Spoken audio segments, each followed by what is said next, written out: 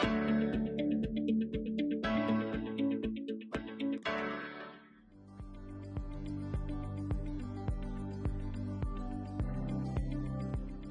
students, welcome to the session of Social Science. We are starting a new chapter of class 10th Geography called Manufacturing Industries, and today we will be discussing about its role, importance and classification. अब आप में से कुछ बच्चे सोच रहे होंगे कि सर मैन्युफैक्चरिंग इंडस्ट्रीज तो हमें इकोनॉमिक्स में पढ़ना चाहिए, पर हम इसे ज्योग्राफी में क्यों पढ़ रहे हैं? क्वेश्चन बहुत अच्छा है, पर इसका जवाब भी आप ही लोग देंगे, वो भी इस चैप्टर के एंड तक आते आते। तो चलिए हम अपने चैप्टर की शुरुआत करते हैं with an interesting activity. Activity बहुत सिंपल है, you have to look into the mirror. देखिए, you all are looking superb. अब ध्यान दीजिए, जो भी टी शर्ट, टॉप या शर्ट आपने पहनी है वो किस मटेरियल की बनी है? आप में से काफी बच्चे कहेंगे सर कॉटन। यस, जैसे मेरी शर्ट भी कॉटन की बनी है। But have you ever wondered कैसे कॉटन जो कि फार्म में उगाई जाती है धीरे धीरे फैब्रिक में कन्वर्ट होती है और उस फैब्रिक से आपका शर्ट, टॉप या टी शर्ट बनी है? तो ये कितनी इंटरेस्टिंग जर्नी होगी। So let's dive into this interesting journey और स्टार्ट करते हैं अपना session with an interesting topic called manufacturing. अगर आपसे कोई क्वेश्चन पूछ ले, what do you understand by term manufacturing, तो उसका जवाब क्या होगा? बहुत ही सिंपल है, manufacturing is the production of goods in large quantity after processing raw material into more valuable products. For example, आपने अपने स्टूडेंट लाइफ में पेपर के साथ बहुत काम किया है, तो पेपर आखिरकार आता कहां से है?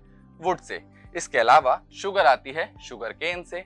इसके अलावा आयरन एंड स्टील जो कि आता है आयरन ओर से, और एल्युमिनियम जो कि आता है बॉक्साइट से।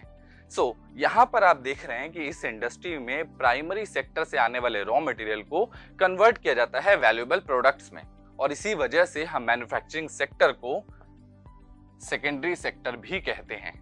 जैसे आप देखेंगे स्टील फैक्ट्रीज जहां पर आयरन एंड ओर से स्टील बनाया जाता है। इसके अलावा कार मैन्युफैक्चरिंग, इसके अलावा टेक्सटाइल इंडस्ट्रीज, ब्यूरीज एंड बेकरीज, ये कुछ इंडस्ट्रीज के एग्जाम्पल हो गए। चलिए अब हम इसके प्रोडक्ट्स की बात कर लेते हैं। तो यहाँ पर बहुत सारे प्रोडक्ट्स को भी बनाया जाता है, जैसे transistor, bulb, cement and products, oil, petrol, car and medicine. ये बहुत सारे प्रोडक्ट्स हैं जो इन इंडस्ट्रीज में बनाए जाते हैं, और यहीं से पता चलता है इन इंडस्ट्रीज की बहुत ज्यादा इंपॉर्टेंस है। तो चलिए एक एक करके हम इंपॉर्टेंस के बारे में बात कर लेते हैं। अगर हम किसी भी देश के इकोनॉमिक ग्रोथ के बारे में बात करें तो उसे मेजर करना बहुत आसान होता है। वहां की जो मैन्युफैक्चरिंग इंडस्ट्रीज हैं उनके डेवलपमेंट को देख लीजिए, और इसीलिए इसे कहा जाता है backbone of development, because it drives economic growth and modernisation in the country. इसके बाद आते हैं सेकेंड वाली इंपॉर्टेंस पे, जो कि है ट्रेड एंड कॉमर्स। हम सब जानते हैं कि मैन्युफैक्चरिंग इंडस्ट्रीज में बहुत सारे गुड्स को मैन्युफैक्चर किया जाता है। ये मैन्युफैक्चर्ड गुड्स हमारे एक्सपोर्ट को भी बहुत ज्यादा बूस्ट करते हैं और हमारे लिए लाते हैं मच नीडेड फॉरेन एक्सचेंज। इसके बाद आता है हमारा ग्लोबल कंपटीशन। हम सब जानते हैं कि जो मैन्युफैक्चरिंग इंडस्ट्रीज में प्रोडक्ट बनते हैं वो सिर्फ हमारी कंट्री के लिए नहीं बल्कि आउटसाइड कंट्री के लिए भी बनाए जाते हैं, और वहां पर सबसे इंपॉर्टेंट आता है ग्लोबल लेवल पे competition. So India must improve the efficiency and quality to compete in global market, और इसीलिए सबसे ज्यादा जरूरी है कि मैन्युफैक्चरिंग इंडस्ट्रीज को ग्रो किया जाए, जिससे कि हम ग्लोबल लेवल के कंपटीशन को आसानी से सस्टेन कर पाए। इसके बाद अगर हम एग्रीकल्चर सेक्टर की बात करें तो हम सब जानते हैं कि एग्रीकल्चर और इंडस्ट्रीज आपस में इंटरडिपेंडेंट है। कैसे? जैसे कि हम जानते हैं एग्रीकल्चर में बहुत ज्यादा लोग काम करते हैं, और एग्रीकल्चर को एक टाइम पर जीडीपी की बैकबोन भी कहा जाता था। तो यही इंडस्ट्रीज एग्रीकल्चर को ना केवल ये मॉडर्नाइज करती हैं बल्कि रिड्यूस करते हैं एग्रीकल्चर के अंदर जो एम्प्लॉयमेंट का डिपेंडेंसी है, क्योंकि हमारे देश में 50 to 60% लोग आज भी एग्रीकल्चर के ऊपर डिपेंड करते हैं, और वही डिपेंडेंसी को मैन्युफैक्चरिंग इंडस्ट्री बड़ी आसानी से टैकल कर सकती है। और यहीं से आता है हमारा next important point, which is economic growth, जहां पर हम कह सकते हैं कि मैन्युफैक्चरिंग इंडस्ट्रीज के पास इतनी कैपेसिटी है कि वो अपने डेवलपमेंट के जरिए इराडिकेट कर सकती है अनएम्प्लॉयमेंट और पॉवर्टी जैसी प्रॉब्लम्स को। इसी के साथ it reduces the regional disparity bye setting up industries in the backward areas. हम देखते हैं कि कुछ इलाकों में बहुत अच्छा डेवलपमेंट देखने को मिलता है, जबकि कुछ इलाकों में डेवलपमेंट पहुंच भी नहीं पाता और वो काफी ज्यादा अंडर डेवलप्ड रह जाते हैं। ऐसे में अगर हम मैन्युफैक्चरिंग इंडस्ट्रीज का सेटअप कर दें इन इलाकों में तो वहां पर भी धीरे धीरे ग्रोथ एंड डेवलपमेंट आने लग जाता है, जिसकी वजह से जो रीजनल डिस्पैरिटी की प्रॉब्लम है वो काफी हद तक कम हो जाती है। तो चलिए अब हम चलते हैं अपने एक इम्पॉर्टेंट टॉपिक पर, जिसमें हम देखेंगे कि एग्रीकल्चर और इंडस्ट्रीज कैसे इंटरडिपेंडेंट हैं। इसके अलावा अगर हम बात करें तो आपसे एक क्वेश्चन भी पूछा जाता है कि कैसे एग्रीकल्चर और industries hand in hand move करते हैं या how they are complementing each other.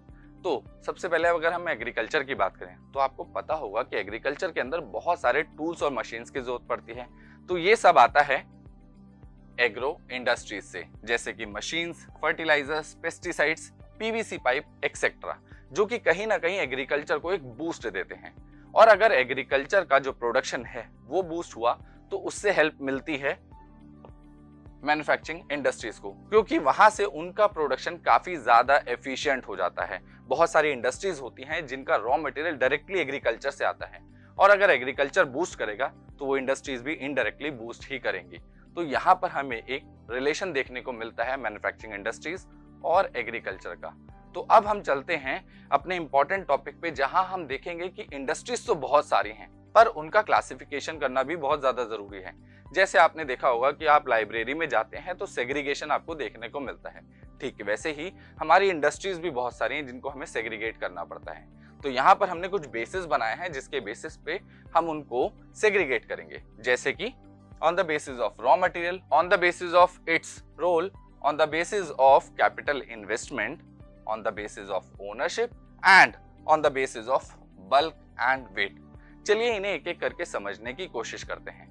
सबसे पहले हम बात करेंगे on the basis of raw material, यानी ऐसी इंडस्ट्रीज जिनका रॉ मटेरियल क्या है। सबसे पहले एग्रो बेस्ड इंडस्ट्रीज, ये वो इंडस्ट्रीज होती हैं जिनका रॉ मटेरियल डायरेक्टली एग्रीकल्चर से आता है, जैसे cotton, would, jute, silk, rubber, sugar, T, coffee, edible oil etcetera. इसके अलावा आती है मिनरल बेस्ड इंडस्ट्रीज, जिनका जो रॉ मटेरियल होता है वो मिनरल से आता है, जैसे iron and steel, cement, aluminium, machine tools, petrochemicals etcetera. अब हम चलते हैं अपनी सेकंड कैटेगरी की तरफ, जिसका नाम है on the basis of role, यानी वो कौन सा रोल प्ले कर रही हैं। सबसे पहले क्या वो इंडस्ट्रीज बेसिक और की इंडस्ट्रीज के तौर पे काम करती हैं। यहाँ पर हम उन इंडस्ट्रीज की बात करेंगे जो बेसिक रोल प्ले करती हैं, यानी इंटरमीडिएट गुड्स में डील करती हैं, जैसे iron and steel, copper smelting, aluminium smelting. आप देख रहे हैं कि यहाँ पर वो नाम है जो दूसरी इंडस्ट्रीज के लिए भी रॉ मटेरियल के तौर पे काम करते हैं। फॉर एग्जाम्पल, अगर एक कार मैन्युफैक्चरिंग इंडस्ट्री है तो उसे क्या चाहिए, आयरन एंड स्टील। पर आयरन एंड स्टील को बनाने के लिए भी यहाँ पर एक इंडस्ट्री की जरूरत पड़ी होगी, और इसीलिए हम इन्हें बेसिक या की इंडस्ट्रीज कहते हैं। अब हम चलते हैं सेकंड पॉइंट पे, जो कि है हमारा कंज्यूमर इंडस्ट्रीज। ये ऐसे प्रोडक्ट्स बनाती हैं जो कंज्यूमर के लिए डायरेक्टली कंज्यूमेबल होते हैं, जैसे कि sugar, toothpaste, paper, swing machine, fan etcetera, जिसे कंज्यूमर डायरेक्टली इस्तेमाल कर सकता है। अब हम चलते हैं अपनी नेक्स्ट कैटेगरी पे, which is based on the capital investment, यानी आपने इस बिजनेस में कितना ज्यादा पैसा इन्वेस्ट किया है। सबसे पहले हम बात करेंगे स्मॉल स्केल इंडस्ट्रीज की, जो कि डिफाइन किया जाता है मैक्सिमम इन्वेस्टमेंट लिमिट से। हालांकि ये लिमिट्स चेंज होती रहती हैं, अभी क्या लिमिट चल रही है वो आप देखेंगे। यहाँ पर अगर हम स्मॉल स्केल की बात करें तो अगर आपका कैपिटल इन्वेस्टमेंट 1 करोड़ से कम है तो आप स्मॉल स्केल इंडस्ट्रीज की बात कर रहे हैं। अगर यही स्केल हम 1 करोड़ से ज्यादा बढ़ा दें तो आप बात कर रहे हैं लार्ज स्केल इंडस्ट्रीज की। हालांकि कुछ जगह पर मीडियम स्केल भी आती है, जिसमें अगेन स्केल को वेरी किया जाता है। तो ये आप देखेंगे, ये आपका एक छोटा सा होमवर्क होगा। अब हम चलते हैं हमारी नेक्स्ट कैटेगरी की तरफ, जो कि है on the basis of ownership, यानी आखिर इन इंडस्ट्रीज का मालिक कौन है। सबसे पहले अगर हम बात करें तो पब्लिक सेक्टर इंडस्ट्रीज की बात आती है। जैसे ही शब्द आता है पब्लिक, तो आपको समझ लेना है यहाँ पर गवर्नमेंट का इंपॉर्टेंट रोल है। These industries are owned and operated by government, like BHEL, SAIL। अब इनकी फुल फॉर्म आपको ढूंढनी है और ये पेपर में आती भी हैं। इसके बाद हम बात करते हैं प्राइवेट सेक्टर की। नाम ही बता रहा है कि यहाँ पर कोई ना कोई प्राइवेट इंडिविजुअल होगा।